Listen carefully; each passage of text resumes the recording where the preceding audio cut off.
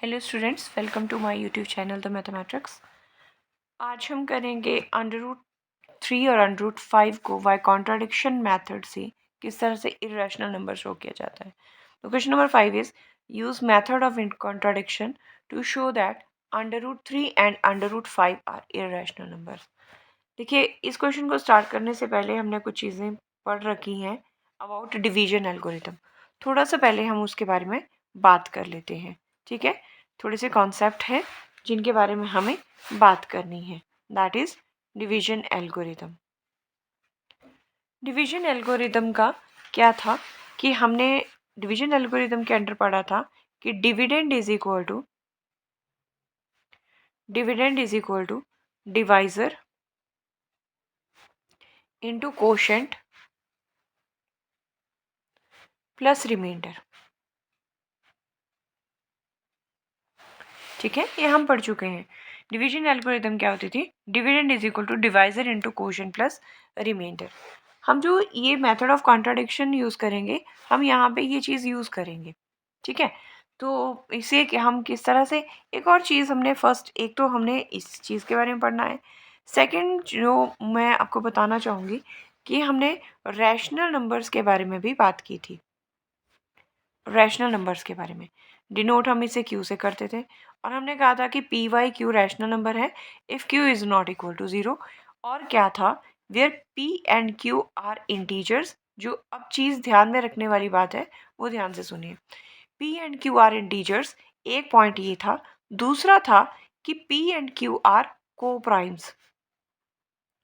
ये जो लाइन में लिखवा रही हूँ, को प्राइम नंबर्स, ये जो मैंने लिखवाया आपको एक सेकंड पॉइंट, इसे यूज़ करेंगे हम इररेशनल नंबर शो करने के लिए।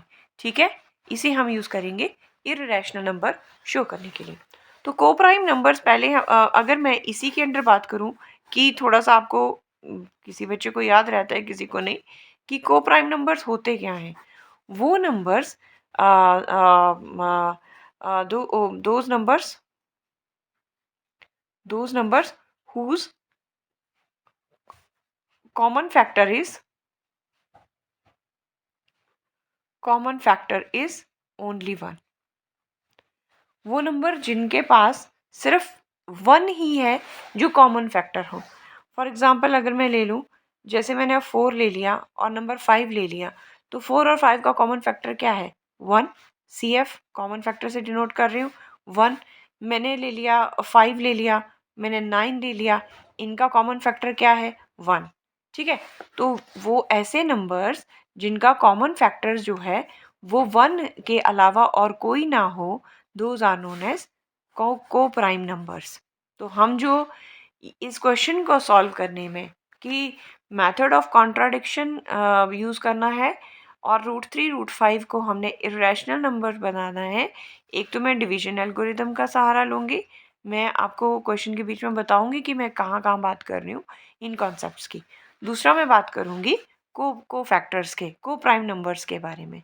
ठीक है, तो चलिए शुरू करते हैं। क्वेश्चन नंबर मेरे पास ये 4 है, आपका 5 है। To show that √3 is an irrational number by method of contradiction.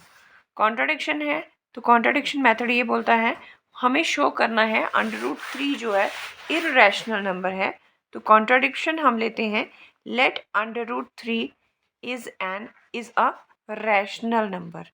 मैंने ठीक इसका उल्टा ले लिया कि √3 रैशनल नहीं, इररेशनल नहीं, एक रैशनल नंबर है। अब साइड बाय साइड का एक्सप्लेनेशन ध्यान से सुनी है। तो √3 जो है वो मैंने रैशनल लिया, और मुझे पता है रैशनल नंबर जो होते हैं वो पी वाई क्यू की फॉर्म में होते हैं। यहाँ पे मैं ए अपॉन बी की फॉर्म में ले रही हूँ। ठीक है, ए बाई बी की फॉर्म में रैशनल नंबर है, जहाँ बी जो है that should not be equal to 0। तो अगर ये रैशनल नंबर है √3, सो देयरफॉर √3 कैसा होना चाहिए? ए अपॉन बी की फॉर्म में होना चाहिए। साइड में आपने लिख लेना है that is A upon B where B should not be equal to 0। Denominator 0 नहीं होना चाहिए। और ए बी, अभी मैंने आपको पहले बताया कि ये जो दोनों नंबर है फ्रैक्शन के, ये इंटीजर्स को बिलोंग करते हैं where B should not be equal to 0। ठीक है, ये इंटीजर्स भी होते हैं और ए और बी जो है वो को प्राइम भी होते हैं। अब √3 है, मैंने क्या करना है, squaring both side, squaring both sides. ठीक है, ये मेरे पास बन जाएगा 3 is equal to A square upon B square. So this can be written as that is 3b square is equal to A square, means A square is equal to 3b square. इसे मैं number 1 दे लूँगी। अब देखिए A square is equal to 3b square था और मैंने अभी आपको डिवीजन एल्गोरिथम के बारे में बात की। वो क्या होता है, dividend is equal to divisor into quotient plus remainder. ठीक है, यही था। जहाँ पे रिमाइंडर इज इक्वल टू 0 हो वहाँ पे dividend is equal to divisor into quotient ही रहता है।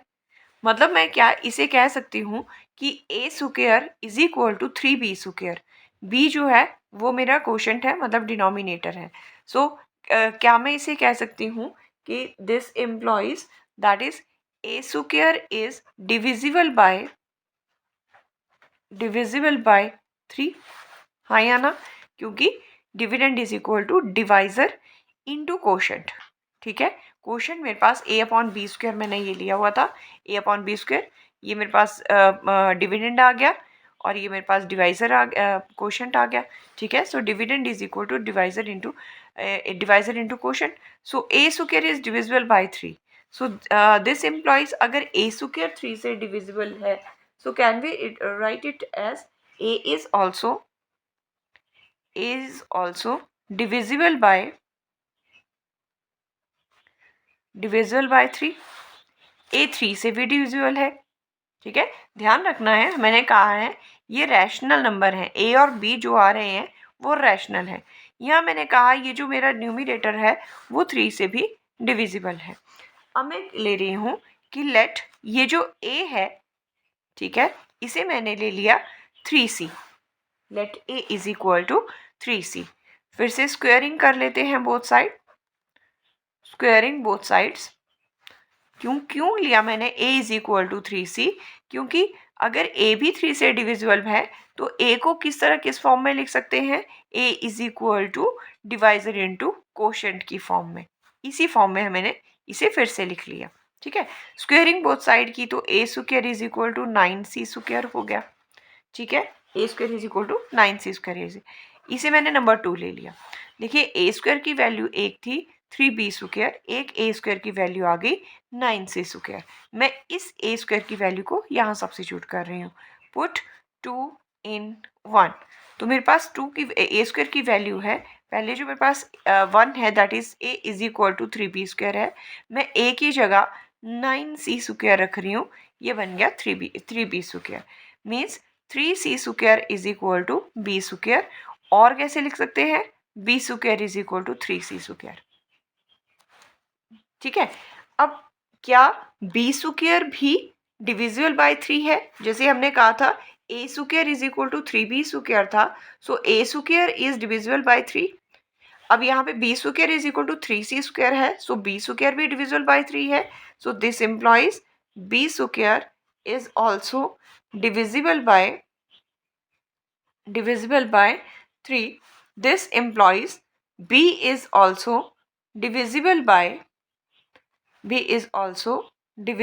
by 3। अब यहाँ ना मैंने ये दो लाइंस लिखाई हैं, एक लिखवाया मैंने a is divisible by 3 and b is divisible by 3। और बेसिकली ये a और b क्या था, रैशनल नंबर था। और दूसरा रैशनल नंबर a और b किसको बिलोंग कर रहा था, इंटीजर्स को। एक प्रॉपर्टी ये थी, दूसरी ये कैसे थे, ये कैसे नंबर थे, ये को प्राइम नंबर थे a और b। और a और b को प्राइम होने के कारण इनके बीच में क्या रिलेशन था कि ये सिर्फ इनके बीच में जो कॉमन फैक्टर था वो 1 ही होना चाहिए, कोई और नंबर नहीं। लेकिन मैंने देखा कि a जो है वो 3 से भी डिवाइड हो रहा है, b जो है वो भी 3 से डिवाइड हो रहा है। मतलब ये जो a b हैं इनके बीच में 1 के अलावा एक और ऐसा नंबर 3 है जो कॉमन फैक्टर है। 1 तो हर नंबर का कॉमन फैक्टर होता है, लेकिन एक और अदर देन 1 एक और कॉमन फैक्टर आ रहा है। तो मतलब ये अपनी ही प्रॉपर्टी होल्ड नहीं कर रहा है कि अगर ये ए और बी का कॉमन फैक्टर 1 होता तो ये को प्राइम होते, लेकिन यहाँ पे 3 से भी ये डिवाइड हो रहे हैं, तो ये क्या, ये को प्राइम नंबर नहीं रहे। ठीक है, सो हम लिखेंगे इसे, मैं फ्रॉम अबव यहाँ मैं मेंशन कर रही हूँ, from above that A and B are also divisible by 3. ठीक है, so we can write it as that is A and B has common factor 3. ठीक है, सो आगे हम लिखेंगे which is contradiction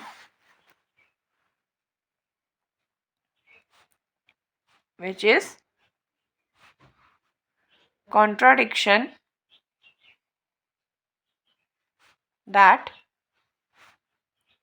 A upon B is a rational number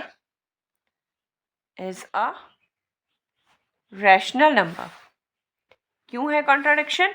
क्योंकि ए और B अगर रैशनल होते तो इनके बीच में कॉमन फैक्टर 1 रहता, लेकिन हमने जो अभी देखा तो ए और बी के बीच में एक और कॉमन फैक्टर 3 भी आ रहा है, तो और कोई कॉमन फैक्टर नहीं हो सकता। ठीक है, दैट इज, और कैसे लिख सकते हैं, that is a and b do not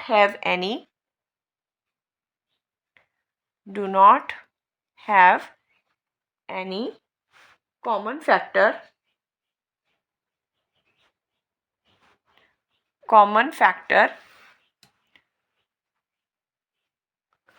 other than 1.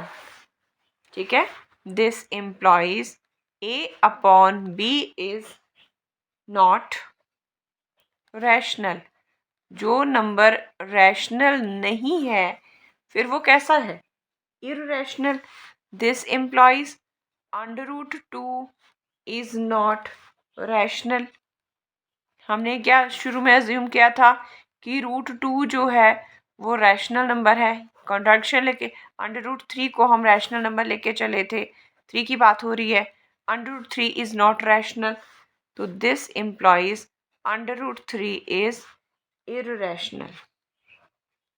Under root 3 is irrational. तो कैसा है अंडर रूट 3, रैशनल नहीं है, तो नंबर क्या है अदर देन इररेशनल नंबर है. तो चलिए, इसका सेकेंड पार्ट था कि मुझे अंडर रूट 5 को भी show that under root 5 is irrational number, इसको भी मुझे इररेशनल नंबर शो करना था. सेम लाइंस रहेंगे सबके प्रूविंग के, जो हमारे पास कॉन्ट्राडिक्शन मेथड होगा उसके लिए हम सेम मेथड यूज़ करेंगे. ठीक है, तो सबसे पहले मेथड ऑफ कॉन्ट्राडिक्शन के पॉइंट ऑफ व्यू से, let under root 5 is equal is rational. मैंने इसे ले लिया, let it be rational number. अगर ये रैशनल नंबर है तो फिर क्या करेंगे, therefore under root 5 is equal to a upon b, ऐसा होना चाहिए. यहाँ पे ए अपॉन बी जो है वो रैशनल नंबर है, वेयर लिखेंगे A comma B belongs to Z, ये इंटीजर्स होते हैं, and B should not be equal to, denominator should not be equal to 0. Second हम करते हैं स्क्वेयरिंग बोथ साइड्स. तो स्क्वेयरिंग करेंगे, अंडर रूट 5 जो है उसका 5 बन जाएगा और ये A square upon B square हो जाएगा. मतलब इसे मैं लिख सकती हूँ 5b square is equal to A square, means A square is equal to 5b square. ठीक है, सिमिलरली मैंने कहा था डिवीजन एल्गोरिदम में dividend is equal to divisor into quotient plus remainder. ये means d is equal to small D divisor को represent कर रहा है, ये डिवाइजर है, ये कोशेंट है. मतलब dividend is equal to A square को क्या डिवाइड कर रहा है, 5. So this implies a square is divisible by 5. This implies a is also divisible by 5. ठीक है, तो इसे मैं नंबर 1 दे रही हूँ, आप इसे नंबर 2 दे दीजिएगा। ठीक है, थोड़ा सा नंबरिंग में चेंज करते हैं ताकि आपको थोड़ा सा और क्लियर हो जाए। अब ये ए भी 5 से डिविजिबल है, तो मैंने ले लिया let a is equal to 5c। ये ए को भी मैं किस फॉर्म में, डिवाइडेड इनटू क्वोशंट की फॉर्म में रख रही हूँ। अब फिर से मैं स्क्वेयरिंग करूँगी, squaring both sides, what we get, this is a square is equal to 25c square। इसे मैं नंबर 3 दे रही हूँ।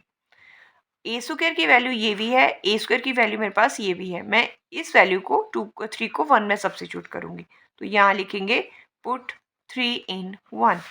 पहले मैं 1 को लिख लूँ, this is a square is equal to 5b square है। ए स्क्वायर की वैल्यू है मेरे पास यहाँ से 25c square is equal to 5b square. ठीक है, ये आ जाएगा 5c square is equal to b square. This implies b square is equal to 5c square. फिर से क्या हम कह सकते हैं कि b square is divisible by 5। This implies b square is divisible by 5 implies b is also, अगर square डिविजिबल है तो उसका सिंगल भी इज ऑल्सो डिविजिबल बाय 5। ठीक है, इसे मैं नंबर 4 दे रही हूँ। अब थोड़ा सा देखते हैं, मैंने 2 में कहा था कि a इज डिविजिबल बाय 5 और b जो है वो भी 5 से डिविजिबल है। और ये a और b हमने ऊपर भी देखा, a और b क्या है, रैशनल है। रैशनल होने के कारण इनका कॉमन फैक्टर CF क्या होना चाहिए था, ओनली 1 होना चाहिए था। लेकिन यहाँ 2 और 4 इक्वेशन क्या शो कर रहे हैं मुझे कि a का एक और फैक्टर है, a 5 से भी डिवाइड हो रहा है और b भी 5 से डिवाइड हो रहा है। तो ये 1 के अलावा किसी और नंबर 5 से भी डिवाइड हो रहे हैं, तो मतलब इनका कॉमन फैक्टर अदर देन 1 5 भी है। सो इट मीन्स a और b जो है वो रैशनल नंबर नहीं है। यही बात है ना। सो देखिए आगे लिखेंगे हम, from 2 and 4 we get a and b both are divisible by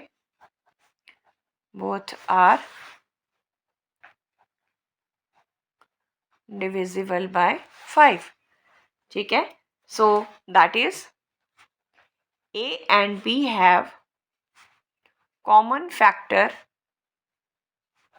कौन सा बन गया इसका कॉमन फैक्टर, 5 भी हो गया। सो सम अप करेंगे, this is contradiction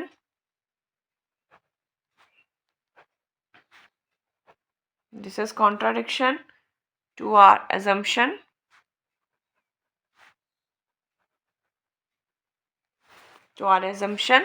that a upon b is rational। हमने तो कहा था a upon b रैशनल है, तो रैशनल होने के कारण इनका कॉमन नंबर क्या होना है, कॉमन फैक्टर क्या होना चाहिए था, 1 होना चाहिए था। लेकिन यहाँ तो 5 भी आ गया। That is a and b do not have common factor other than 1। ठीक है, this implies a upon b is not rational,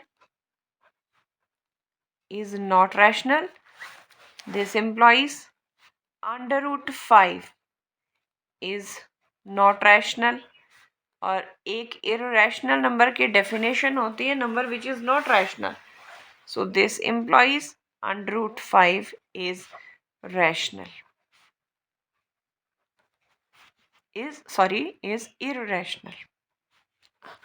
under root 5 is irrational और यही हमें प्रूव करना था। अगर ये रैशनल नहीं है तो फिर कैसा है, ये irrational नंबर है। So this is the way to solve this question।